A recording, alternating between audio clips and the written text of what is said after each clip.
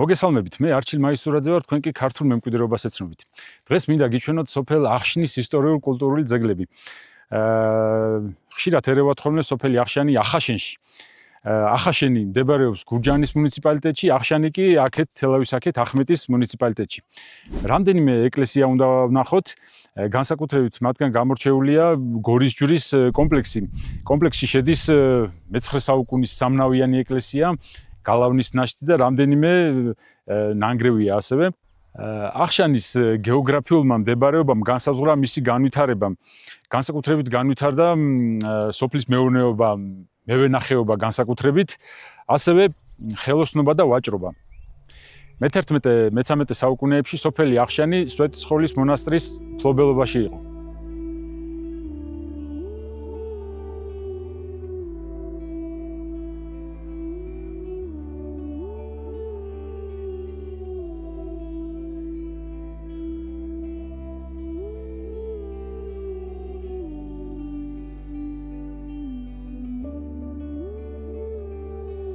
ჩამოვედით ახშანში, მოდით დავიწყოთ წმინდა ელიას ეკლესიიდან.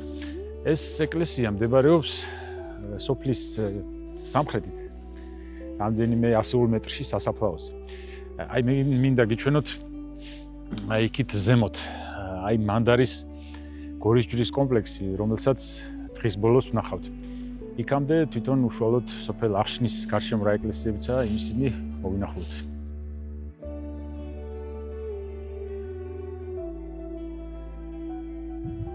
ეკლესია განეკუთვნება გვიან შუა საუკუნეებს, არის დარბაზული ტიპის.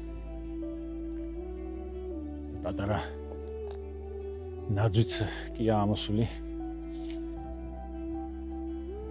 შევიდეთ შიგნით, ვნახოთ რა ხდება. ეს ხის კანკელია.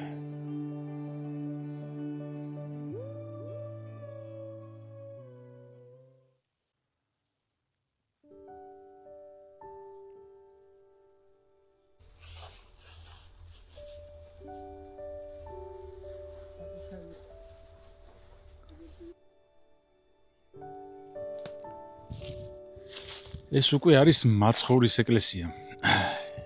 ესეც გვიან შუა საუკუნეებს განეკუთვნება. ძირითადად ნაშენია რიყის ქვით. აი ზემოთ ლავგარდანია, მხოლოდ აგურით და აი აქეთ დეკორატიული ჯვარია გამოყვანილი. იქიც აგურით. დანარჩენი სულ რიყის ქვა.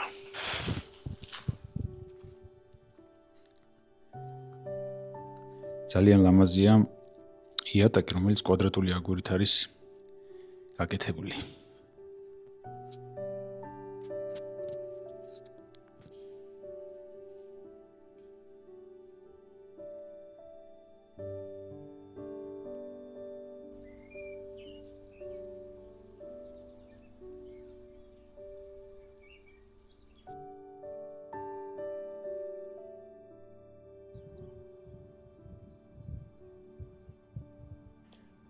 ეს უკვე ქაშვეთის ეკლესია.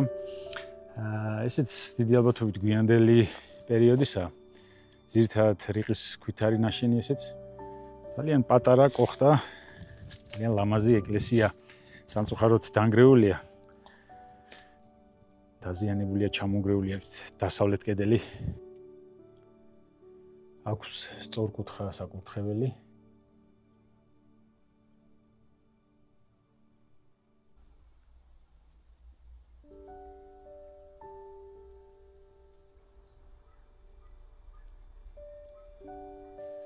სოფელ ახშნიდან ჩრდილოეთით რამდენიმე კილომეტრში ვენახებში დგას ეკლესია, რომლის სახელწოდებაც სამწუხაროდ უცნობია.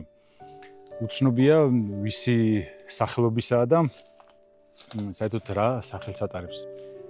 ეს ტაძარიც გვიანდელია და ისიც ნაშენია რიყის ქვით.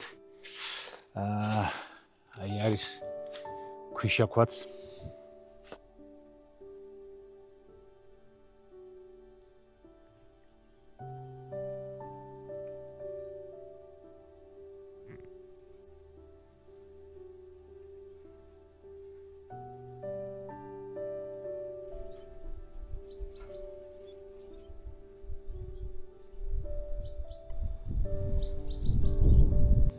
აღნიშნული ეკლესიის სიახლოვეს მდებარეობს ეს კოშკი, რომელიც მე-18 საუკუნის მეორე ნახევრით თარიღდება.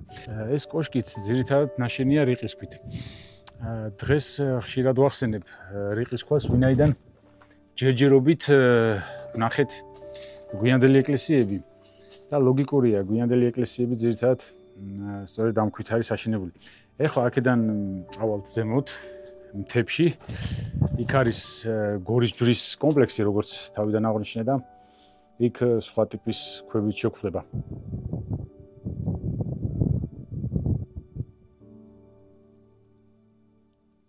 ამოვედით გორის ჯვრის ეკლესიაზე. ეს ტაძარი განეკუთვნება მე-9 საუკუნეს, თუმცა შემდგომ საუკუნეებშიც მრავალჯერ არის გადაკეთებული და ოდნავ სახე აქვს შეცვლილი. ისე გეგმარებით არის სამნავიანი ეკლესია. აი აქ ეს აღდგენილია ახლა, ახალი აღდგენილი აქ იყო სამლოცველო, რომელიც დანგრეული იყო, დასავლეთ მხარეს სამრეკლო აქვს დაშენებული, რომელიც ასევე ცუდმგმარეობაში იყო. აქ უკვე ქვათა წყობაში შირიმიც არის გამოყენებული, აი რიყის ქვაც არის, თუმცა გვიანდელ ეკლესიებთან შედარებით წყობა არის უფრო კარგი, უჯარმულ წყობასაც ეძახიან ამას. ისე ლამაზად არის მოზრდილი რიყის ქვები ჩალაგებული. შევიდეთ აბა შიგნითაც დავათვალიეროთ, იქ მხატვრობის კვალიც არის.